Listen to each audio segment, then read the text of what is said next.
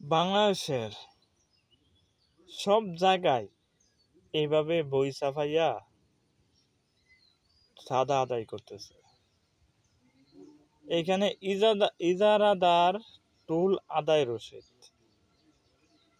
যখন আওয়ামী লীগ সরকার ছিল তখন তারা আদায় করছে। মাঝখান দিয়ে যখন 5ই আগস্ট থেকে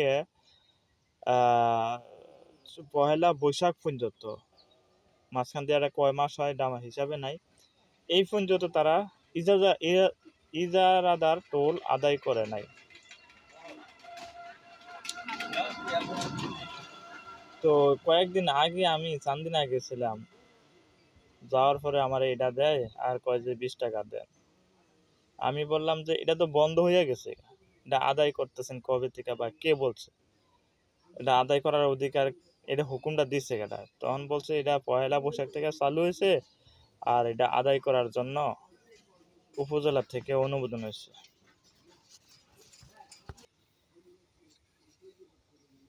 তো আমি শর্ট খাইয়া যাই, শর্ট খাইয়া দিয়ে যাক, আমি এখানে ভেজাল করার ইচ্ছা ছিল কিন্তু ভেজাল করি নাই, কারণ ভেজাল করার সুযোগ নাই।